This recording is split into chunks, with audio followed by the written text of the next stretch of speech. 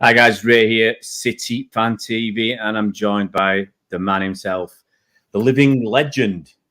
That is just about living. Not about the other bit. How you doing, mate? You having a good day? Yeah, well, I've been sat in my office most of it. Just as you might tell, the guys won't know. Negredo might have had an influence on today's work I was doing. That's for sure. Are you writing some Alvaro Negredo? Great for about 4 months for City, and then he was non-existent after that. What do you think of new City? What is it? What's the king for? I have no idea. All right, I'm just going to say it's very nice, but what the hell does the king mean? It is obviously Puma Man City. I can't. It's got some. I don't know what it is. I was just in the shop yesterday and they're selling this, selling it off cheap. I thought it was a Leicester City top, King Power. I have got a Leicester City top. I should have worn it in, in sympathy with Brendan Rodgers because he got the boot. Is it gone today? Did he go get sacked today or yesterday? Mutual consent. He was intimated to be a City manager at one stage. Wanted to sort of take over from Pep at one stage. Yeah, no, it's there was talk of him. There was talk of him going to Spurs. Akash, how you doing, mate? Akash is talking about the treble. Calm down, buddy. For a start, it's the tremble. It's the treble. So yeah, we're gonna have a little chat about obviously yesterday's game and anything other bits and pieces in the news. Let's talk about the news first. Thanks, Dougie. Thanks, Doug. Let's talk about today's games. I'm not bothered about the West Ham one. That's West Ham beat Southampton. Was it 1-0? That involves relegation. Obviously, Newcastle beat Man United. I saw the second half of that. Newcastle, well-worthy winners. It's a shame they didn't do it at Wembley, wasn't it, really? But there you go. Yeah, they'd have definitely taken the win at Wembley to losing today and not getting top four. But yesterday's result and today's, that's it, Dougie. I mean, look, Dougie's a Liverpool fan, and we will have a go. Akashi is so glad Brendan got sacked. Always played with 11 men behind the ball against us. Potter sacked 2, which means new manager bounced against Arsenal. I didn't know Potter got sacked. I've been on the phone for an hour and a half. I must have missed that. I've not seen that. Yeah, he's been sacked. It's come through half an hour ago or something. So Potter got the boot. I've been on the phone since about 7:30. So I've not had a chance to see what's going on. It was almost inevitable. I mean, actually, I'm just checking messages. The funny thing is, we took 46 messages. Wow. Okay. That's all. It's all from Potter. It's Mr. Potter asking for a job. Yeah. Well, actually, it's a mixture of. I've got Spurs, Chelsea, and Leicester on the phone asking me if I'll take a manager. I said. The bubble effect, not the bounce effect. The bubble effect. And I said, only if I can get Bernard in as my goalkeeping coach. Don't pay me enough, mate. Not for Spurs, anyway. Flipping heck. No. Actually, here's the question: if you're offered Spurs, Leicester, or Chelsea, if you're offered to go in there as a coach or something, which one would you go for? Good God, I think I'd rather take an excess of tablets and just forget about it, mate. I was going to say Leicester, but I don't particularly like Leicester that much, in fairness. But I'll go for Leicester. Leicester. I'd have to say Chelsea because when I was a kid, I had a couple of replica City kits, a sky blue one and the red and black stripes. Yeah. And for some reason, I had a Chelsea one as well. I had a Chelsea kit, but that's because they won the Cup Winners' Cup the year after us. So I had a sort of an affinity with them. I can't stand the buggers now, but at the time. So I'll say Chelsea for old time's sake. I'll go with Leicester because I played at Leicester back in 2006, I think. 2000, yeah, it's probably 2006. I played a charity game there with a couple of mates. And so for just hate Spurs. I'm a bit more ambivalent to Chelsea, but I hate Spurs. The fans, I really don't like them at all. I think it's a North London thing. I think Arsenal aren't quite as bad, but at least Arsenal have got a bit more success to behind their band, their attitude. Tottenham haven't got any, well, for certainly recent anyway, but it's how they are. Yeah, but no, I mean, today's results, obviously, Potter got the boot after yesterday. Look, they sat in 11th. They ain't getting into the Champions League. They're 12 points off Champions League spot, and they played a game more than Newcastle and Man United. So that isn't going to happen. Even to get into the Europa League, I mean, Brighton have got 43 points. Chelsea have got 38. So they're 5 points behind Brighton. Brighton have got 2 games in hand. Okay. Now, even to get to 8th, which is where Liverpool are, they're 4 points behind, and Liverpool have got a game in hand, and it just doesn't look like it's going to happen. I mean, I said we did a Bolt from the Blue podcast today, we recorded it, and I said they might give him time until they see what happens in the Champions League. But I also said, get Nagelsmann. And I think that could well be the thing, because obviously Spurs would love to get someone like Nagelsmann. Nagelsmann would be, he'd be a crackpot. He would be a crackpot to go to Spurs when he's a far better manager than what they deserve, and he's probably better off going to Chelsea. And so I also said that earlier today, that if Chelsea were looking, they should be in for Nagelsmann, and he for me, he fits the bill. Up and coming manager, a lot of new players at Chelsea. They need it's very hard when you start. I mean, he won the first 3 games Potter did at Chelsea, and I thought he was going to be a goalless merchant, because they weren't letting him any goals in. But once you've gone on such a bad run, it's really difficult to turn it around. And I think the fact that they're not going to get Champions League, they're probably not going to get even Europa League unless they're very, very lucky. The writing has been on the wall for a while. I thought they'd give him a chance, but as I said, if Nagelsmann is available, they go for him. The result today. Did you watch the game, United versus the All United? That's Newcastle. Yeah, just the highlights, mate. I just caught with the highlights. That's all. Yeah, it was.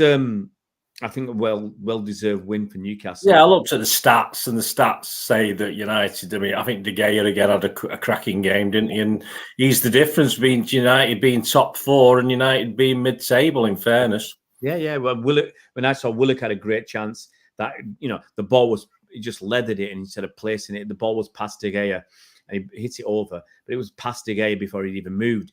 There was one, was it a header that he pushed onto the bar? And it's like, it was a good reaction stop. Yeah, one that you'd have been proud of, B. Yeah, I did many of those, mate. Many. Yeah.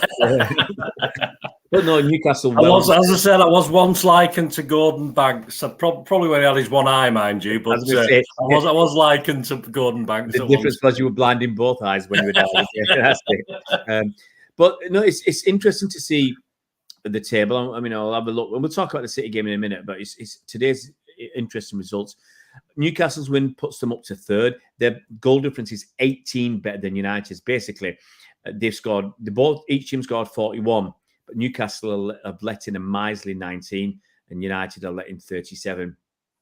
Look at the goals that teams are letting. Man United have let in 37 goals. Spurs are 5th; they've let in 40. Brighton have let in 34. Brentford 37. Liverpool 33. Villa up into 9th, and it's incredible what the job that Unai Emery's done. People really bad-mouthed him, and I think that it was very, very harsh. What Unai Emery's done, they've got the 3rd highest number of wins since he's been at he joined in the Premier League. So obviously Arsenal and City are top, and I think they've got 9 up till today. They had 9 wins since Unai. I think he's been there about 16 games. So he's done really, really well.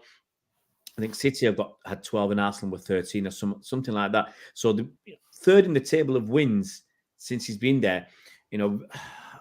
Villa could even make a push for Europe, because they're only 2 points off Brentford. I mean, Liverpool are sandwiched in between. It's going to be hard. Obviously, Liverpool will be fighting for that coveted Europa Conference League position with Brentford and Villa. Fulham have just dropped off. But it's really. Do we not have the fair play league anymore? Do we not have the fair play? I'll tell you what, after the hand of the referee, Liverpool won't be getting it after yesterday. But no, you've got Newcastle on 50, United on 50, the Spuds on 49. They played a game more. Brighton can be in the mix because they've got 2 games in hand, and they're on 43. Brentford are on 43, and Liverpool on 42, and Villa on 41. I think now those are the teams that are going to be in the mix. And, I wouldn't put it past Villa to get into the mix. Now, Arsenal, let's go, so I think Liverpool are going to struggle to get Champions League now, 8 points behind, and they've played the same number of games as United and Newcastle and Manchester United. So it's going to be extremely difficult. They've got Chelsea and Arsenal this week, haven't they, Liverpool? So that's going to be extremely difficult. It depends if Chelsea get a new manager bounce. It could be a tough all week for Liverpool because do you see Arsenal dropping points against Liverpool, Bernard? Well, Liverpool's slightly different proposition at home. I think their away form's dreadful this season. I think Chris and Doug had backed that up. I think they won 3 away from home all season, which isn't Liverpool. And I think at home they're okay, but I can just see Arsenal sneaking it. In fairness, but having said that, after that embarrassment, you owe it the fans, I suppose, to come out and do a good job against Arsenal. So let's hope they do. Yeah, well, they're going to do a good job against Chelsea first. I mean, it's one of those. I mean, if you ask me personally, I'd like Chelsea to win that, and then Liverpool do Arsenal next weekend. So a win would be perfect if Liverpool can beat Arsenal, but I'd take a draw because then it's back in our hands. Then it's up to us. If they draw, we win all our games, get enough goals. Yeah, it'd be nice before we play them that we've sort of got that option where it's a sort of, a chance to go above them again when we play them by beating them. I suspect Arsenal will go into that game. They'd love to win against us. Of course they would. But I think they're going to be looking at, we cannot afford to lose this game against Man City. But if we're neck and neck with them, then that puts even more pressure. Because where the pressure will be on Arsenal is, they might hope for the best, but I'm going to look at this in a bit. If we're neck and neck with them, then maybe they have to go and win that if our goal difference is very close. That might make a difference. So let's go through some quick points and then we'll talk about this. Chelsea spent 21 million to sign him. He won't get 60 million to get rid of him. What will happen is if he takes another job, then I think what Chelsea... I don't know, obviously we don't know what his contract is, but Chelsea won't give him 60 million severance pay. They'll pay him, for instance, per month as normal. And when he takes another job, then they'll stop paying him, or they'll pay him the difference between his new salary and what they were doing, or they'll just give him a lump sum. Certainly not going to pay him 60 million. Well, I'd certainly love to know what the FFP calculations are with Chelsea. And Chelsea have got to be done. Simply because, that's another reason they might go for Nagelsmann. There's no fee to pay Bayern Munich. So they've got a lot of problems. We mentioned that on the pod as well, the Bolt from the Blue podcast. They've got a lot of problems because Chelsea, they're going to be struggling. Even with these elongated contracts, they have to get rid of some players. There's talk of Ruben Loftus-Cheek being on 250 grand a week. They could do with getting rid of someone like him because... he's not good enough. But that's going to be an issue because they're going to have to pay people to leave. Because if you're Ruben Loftus-Cheek, he's 27 years old. If he's focused on playing football, he'll leave. But on 250 grand a week, who's going to pay him more than 100 grand a week? Who's going to even pay him that? So it may be Chelsea sell him to someone in Europe. A European club pays him 100 grand. Chelsea pay him 100 grand. So Chelsea could sell him and still be paying £5 million a year for the next 2 or 3 seasons. It's a crazy situation. But that Todd Bowley has gone in there and he's, we're past 9 o'clock. He's got his, he's doing a willy wave. He's got it out and he's waving it around because, the way they spent money as if there's no tomorrow. So it's going to hit them because all these losses, it's going to hit them. They've got a certain amount of leeway, but it's all gone. That leeway is gone. They have to get rid of players and they have to get rid of players for good transfer fees and get rid of some of the heavy earners off their books. Otherwise, they'll be on £400-500 million wages. You know, if you think let's say they bought 10 players and they're paying them £100,000 a week, that's 50 million quid extra.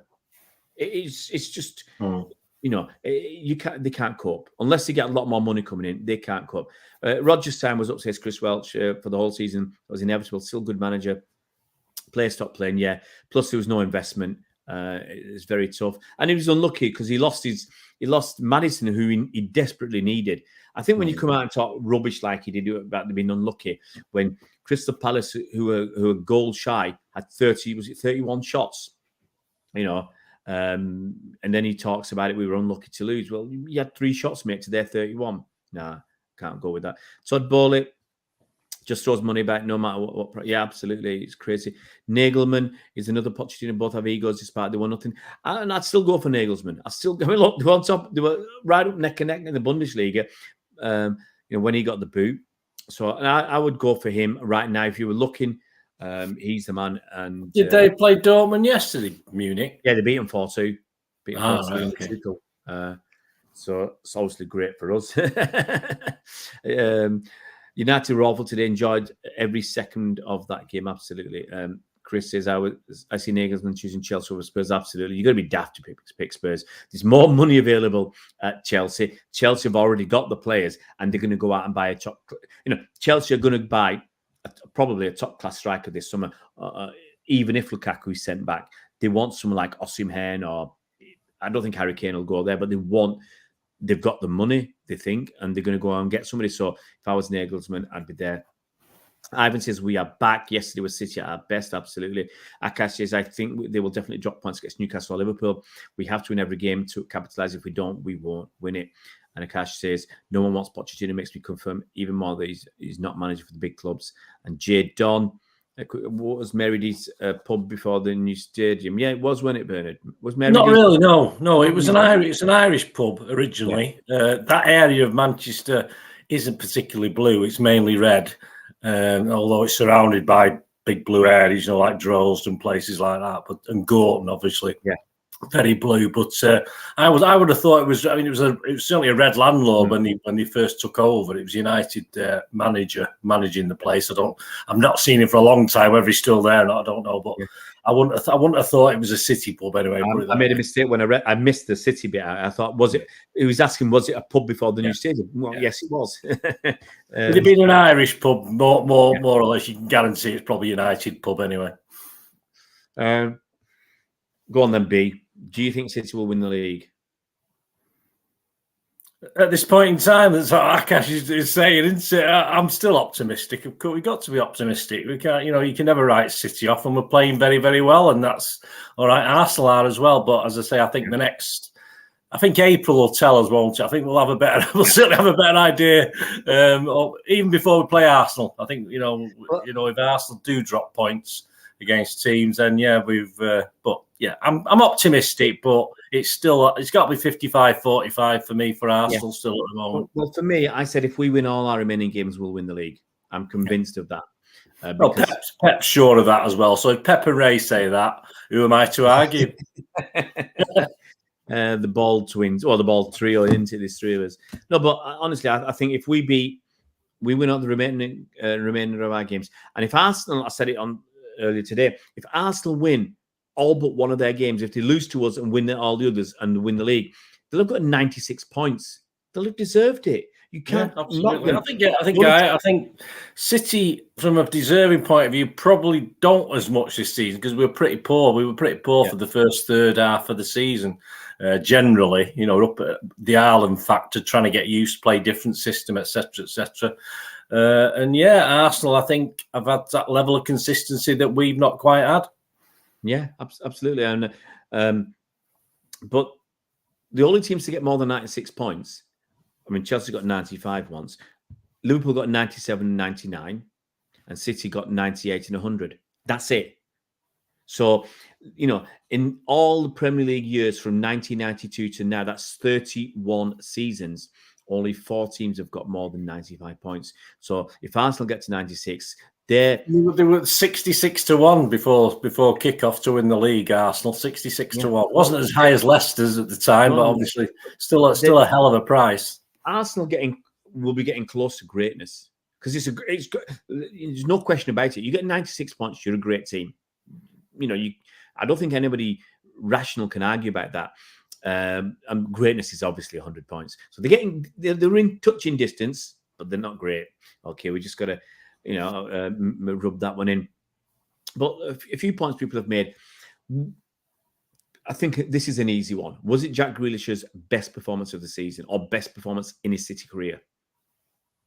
No, you've said, people have said so. I thought it was a cracking game. I think he's had odd games, but I think the whole team performance and Jack was just put to another level because the team played very, very well. Yeah. But yeah, I mean, I'd have to say yes, but as you know, the first season I thought he had some cracking game. I mean, I haven't got my stats in front of me there, but he probably got 8 or 9 out of 10s a couple of times from me in the first season as well at State because I think he was number 3 in my top 10 of City players on stats. So yeah, but offhand, I mean, it's been a while. That's been coming, I think, and it came nicely. But hey, we've got Southampton away next. Let's see what happens there. Did you give him an 8 or a 9 for this game? What did you 9. 9.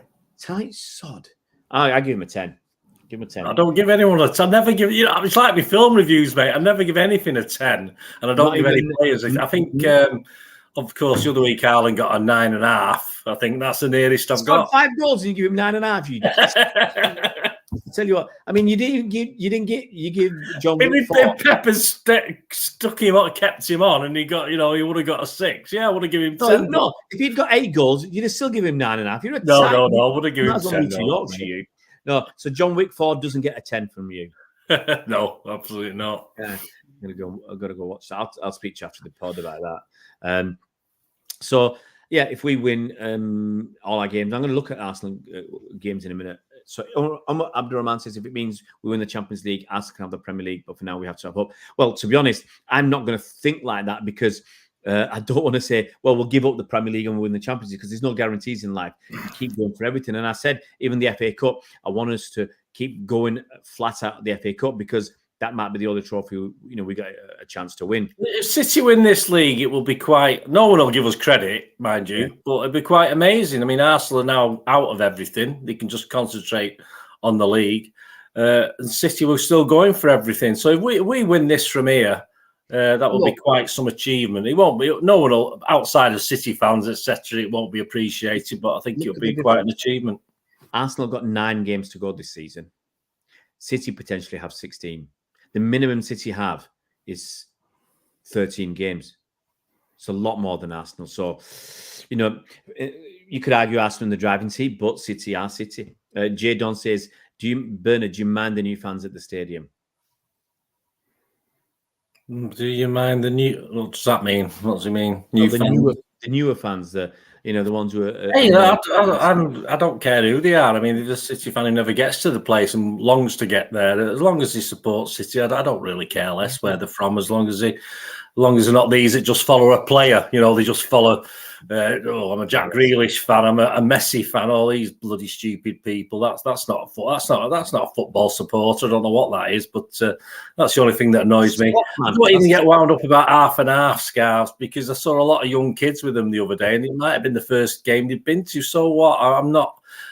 Grown men, yes, grown men, but then you see a lot of grown men with them. But it doesn't. It's a memento. It's a memento. I mean, you can buy half and half badges. You can buy a badge with both teams on it. It's just a memento. It's a way of making money. It is annoying a little bit, but hey, it's getting people in the ground, and those people, even if they're not dedicated City fans, we put a performance in like we did yesterday. They will, they could turn into City fans. And maybe we've got to fill 61,000. I'm sorry, there's no way we're going to get anywhere near that unless we welcome people who don't come that often. Well, and that's it. Like you say, it is a souvenir for people. They're not regular match-going fans. Very rarely buy half and half scarves, and it's going to be the people who it might be their once in a lifetime experience of coming to Manchester City. The people you see, I don't think you see many regulars with 2 bags of merchandise from the shop. Before a game. And it's because, as I said, it might be their one and only experience of coming to Manchester to watch the best team in the land and all the world play. So Pep has to find a way to get Alvarez. I said that earlier on today. A lot I said today. But one of the things is, how do you get, Alvarez, Foden, Grealish, Haaland? You want them all to play. The fact that Foden's injured and Haaland is injured made it obviously easy today. But what happens for the next game? Who for Southampton, and then we've got Bayern Munich. But as we said earlier, he's also throwing another spanner in the works by all of a sudden he's decided that he's turning Stones into this midfielder that he always wanted to turn him into. I think since he came, that's what he wanted to do. And all of a sudden we got a John Stones double pivot with Rodri in midfield, and that's another position, if you like, another place now being used. He's not just a centre half; he's now a midfielder as well. So it makes it all a little bit more complicated. Yeah, Bree says with Potter getting sacked, does Jurgen deserve to be? I don't think so. I think the difference is Potter's got no credit in the bank. Brendan Rodgers lasted so long because he had credit in the bank. Jurgen Klopp would have 3 or 4 Premier League titles. It wasn't for Pep Guardiola, so he isn't going anywhere. No. I think if he starts next season poorly, if Liverpool don't qualify for Champions League or even the Europa League, and he starts next season poorly, and they're mid-table by Christmas, then look, Liverpool are now something like, I can't remember now. Are they about 30 points behind Arsenal? It's ridiculous. 30 points, yeah. Yeah, so 30 points behind 2 Arsenal. games in hand. Fair enough. But that still would only get it down to 24. It's a long way behind. And I think if they start poorly next season... Well, if Arsenal win another game, Liverpool can't catch them. In fact, Liverpool... Well, let's have a look then. Let's ask this question. Liverpool have got 42 points. Liverpool are nearer the bottom of the table than the top, because Arsenal are 30 points clear and Southampton are 19 points behind Liverpool. So Liverpool are nearer... I think they'll be safe. I don't think they'll get relegated. Not this season. But I think Klopp's got the credit. Next season's where it's going to matter. Akash's Champions League and FA Cup final occur after the Premier League ends, so City will potentially play 5 more games than Arsenal. Well, Arsenal have got 9.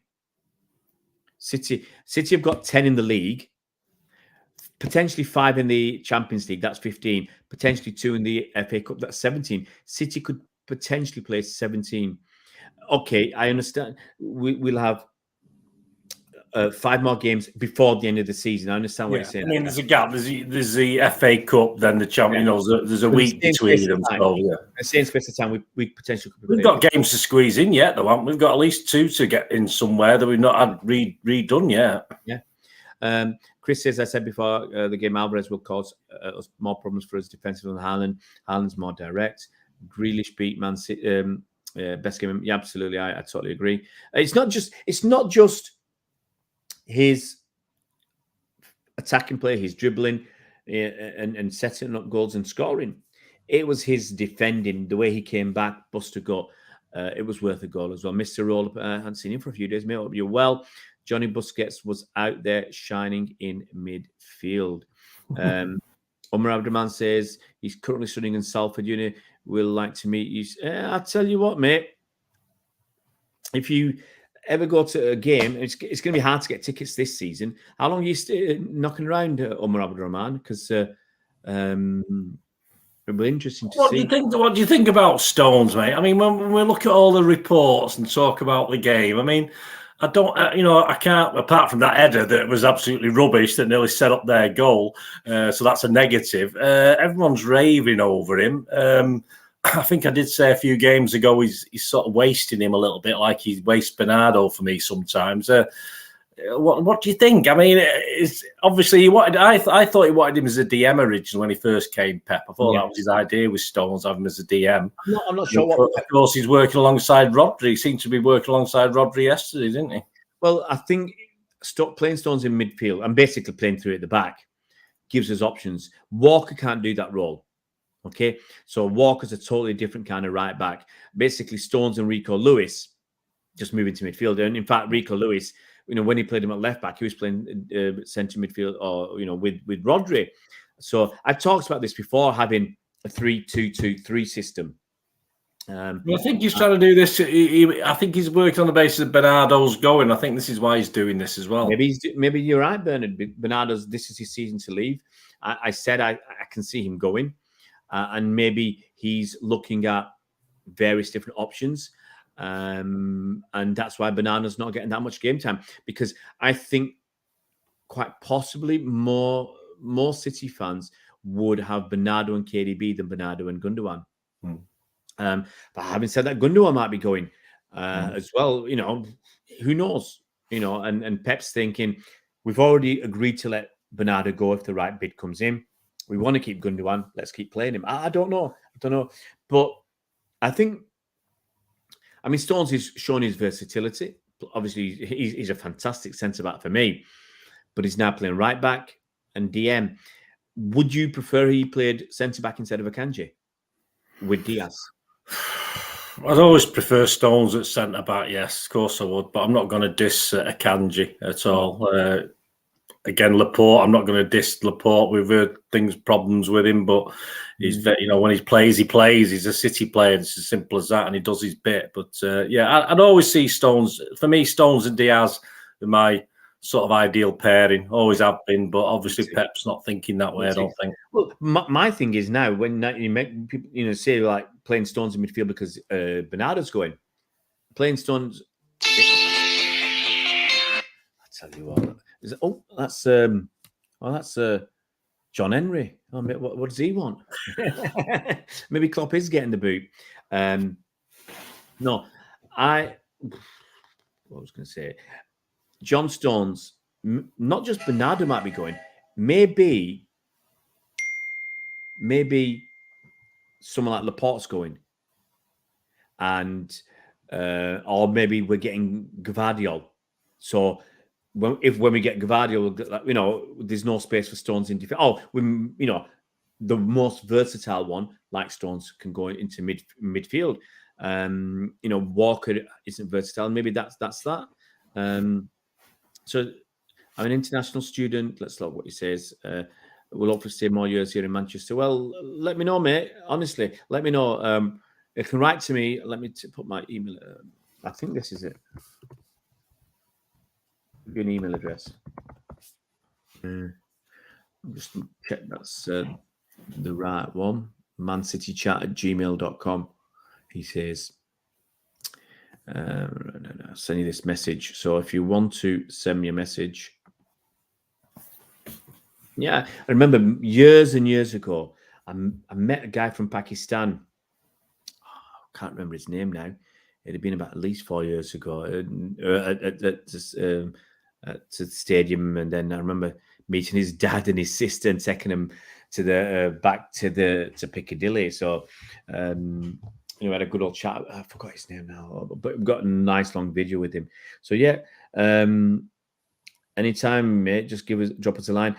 Chris Welch, Liverpool need a big midfield refresh.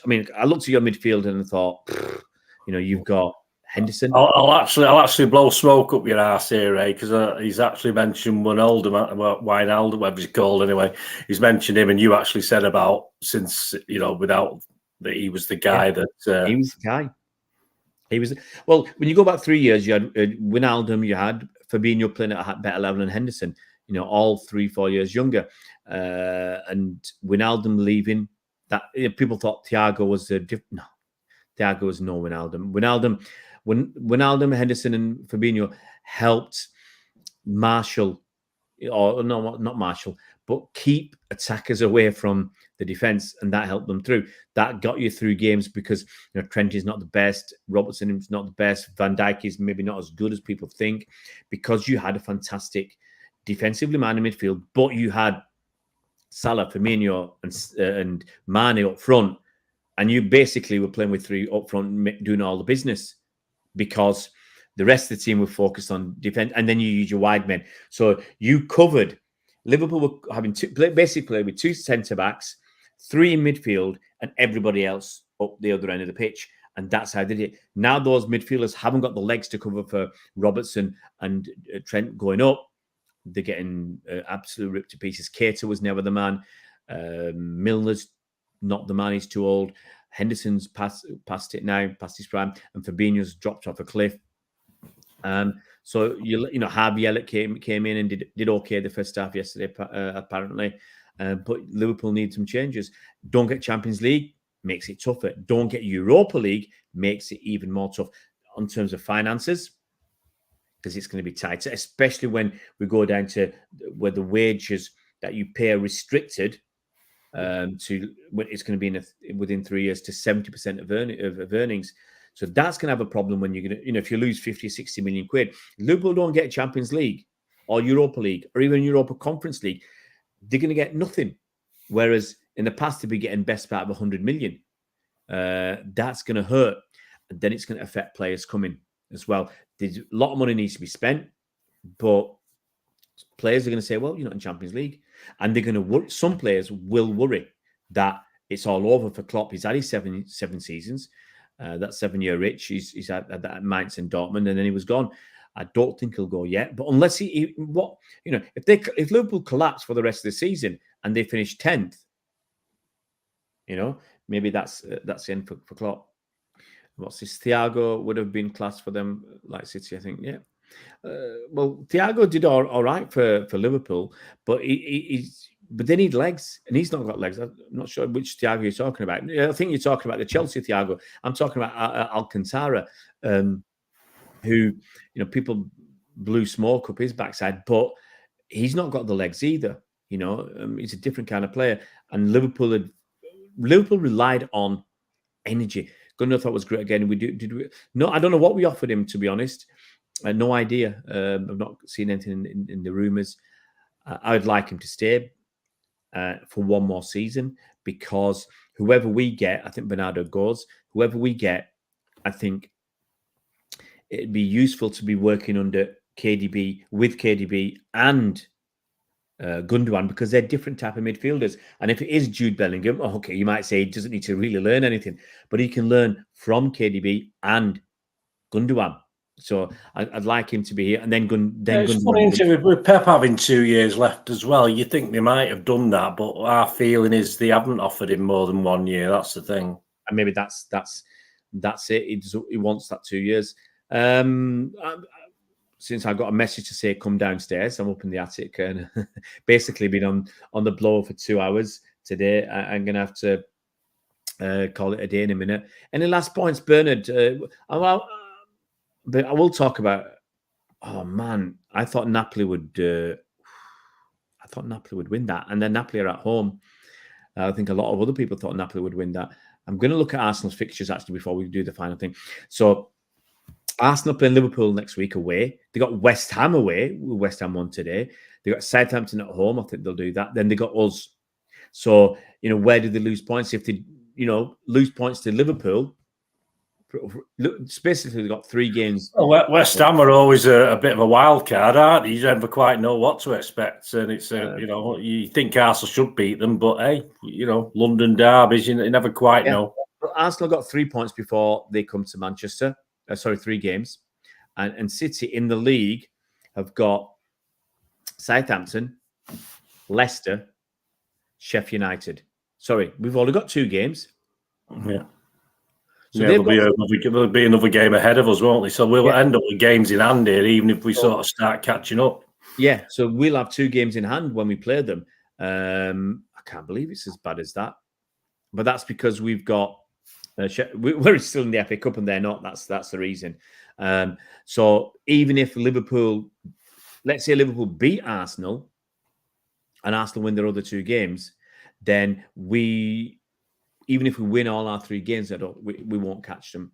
But the other thing is for Arsenal to look at. I'm just going to have a quick look at one more thing for Arsenal before. I want to see the remaining games. I'm not worried about ours because we know we can do it. But they got, I think they're 2 tough games: away to Liverpool, away to West Ham, home to Southampton, away to City, home to Chelsea. We don't know what Chelsea are going to be like by then. And then they finish the season away to Newcastle. And I think Newcastle will be fighting for top 4. Home to Brighton Brighton might be fighting for top 4 or top 6. Away to Forest, who might be fighting for survival. Forest are quite capable of winning the odd home game and getting a draw. Getting points, yeah. And Arsenal at home to Wolves on the last day of the season. So it's not that ours is simple. Not that we still I mean, people look at Everton away and think, "Oh, that's 3 points," but I never think that Everton away by any means. Yeah. Brighton, we've got Brighton as well, haven't we? Yeah. We've got Brighton. Yeah. So no, it's not easy. Look, Umar Abdurrahman, right now, it's the one constant over the last 5 seasons has been Man City. Liverpool have done it for 3 seasons. Arsenal are doing it this season, but the one constant has always been Manchester City. Last couple of comments, Jarek says City tearing Scousers apart again. And to be honest, I feel like Arsenal are going to do it this year, and I'm okay with it. Look, as I said many times, it's City's B team. Arteta, Gabi J, and Zinchenko. So I think out of everybody, probably would. If Arsenal won it, we'd feel better than United winning it, or Liverpool winning it, or Spurs winning it. The only bad thing about Arsenal winning it is their fans. It is their fans. Listen, it's the same fans that lambasted Arteta, wanted him out of the club. Even at the start of the season, they wanted him out of the club because of what happened last season. Those guys, some of them will admittedly eat humble pie. Some of the rascals pretending they were always behind Arteta. I tell you who was behind Arteta when they wanted him out, and it was me.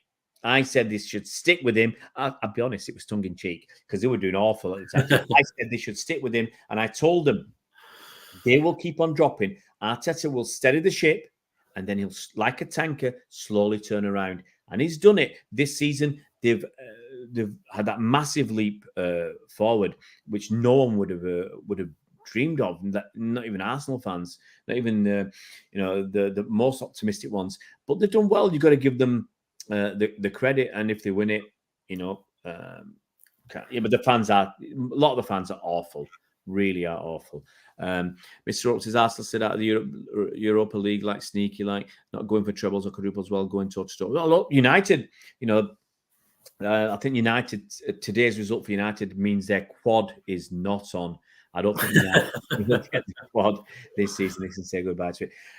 Right, guys, I think that's knocking it on the head. I'll say big thank you to Bernard. I'll have a quick chat with him after the stream finishes. But thanks, guys, for coming on tonight. It's been a lot of fun, even though my phone's been going. I've got all these messages. I've got to go and deal with all this rubbish now. But, guys, look after yourselves. Thanks a lot, Bernard. And we'll see you. Cheers, guys.